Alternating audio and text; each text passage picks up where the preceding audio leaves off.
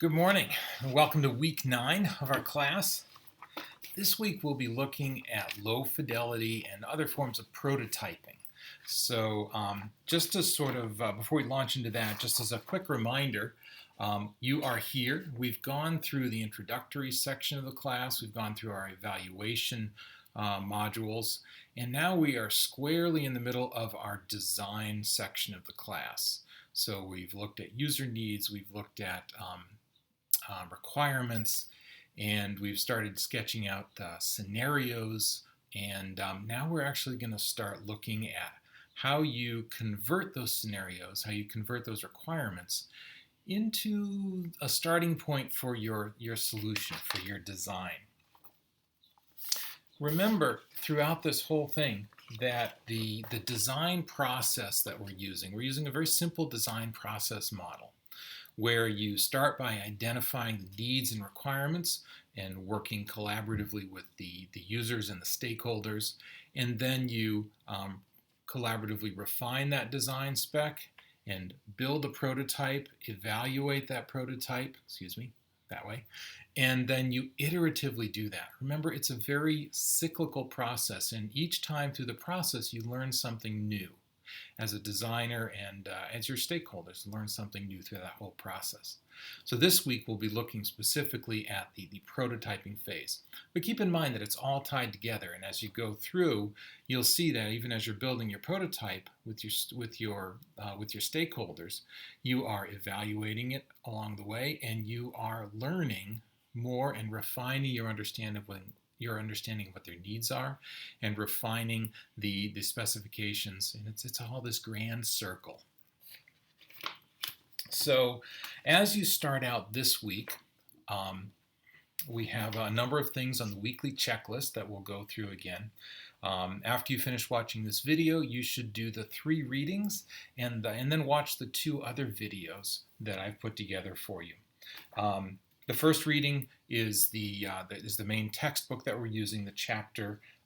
As you read through this, think about the techniques that they're presenting and how you might apply them to your own scenarios that you've been developing. Who among your project stakeholders would you have engaged in that process with you?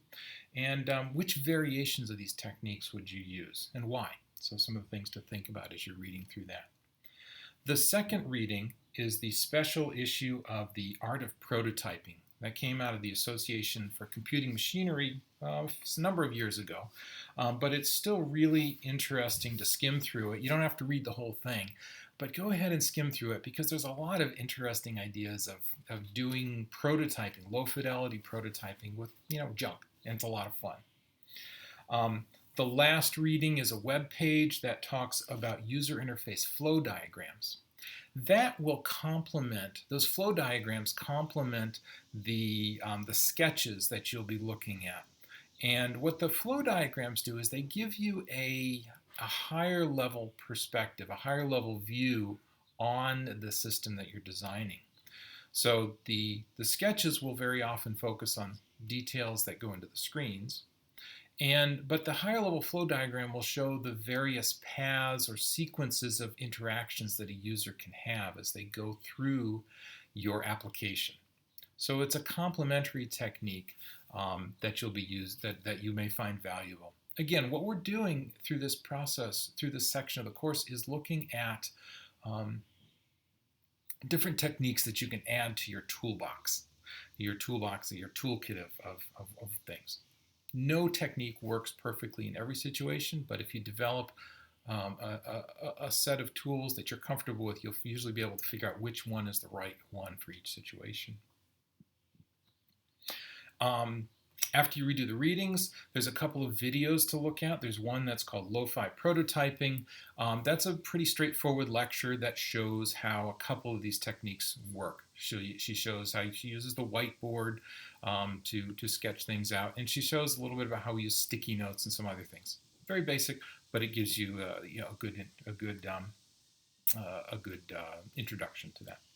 And then there's a very short video that just shows one way of compiling your sketches ultimately into sort of an animated video, which is kind of fun to see. You won't do it all the time, but sometimes it's useful, a useful technique. So that's the readings and the videos. Again, the next item is the pre-class quiz. Remember that this quiz is intended to help you make sure that you know the basic facts about what we've been covering in the readings, so that when you come to class, you'll be able to really dive in and engage in the activities. I'm also going to ask you to post a question from the readings or the videos, or an idea or a comment, to the discussion board before class. I'll look them over, I'll read them over, and we'll go over those in class right at the beginning of class, to see if there's any, to resolve any questions, see where that goes. In class, the main activity that we'll be doing is the prototyping activity. We'll break into teams, you'll use the scenarios that you've been developing, and we'll spend a good chunk of the class working through that. I'll go from group to group, we'll share ideas, and we'll regather before the end of the class to share those ideas. It'll be a lot of fun.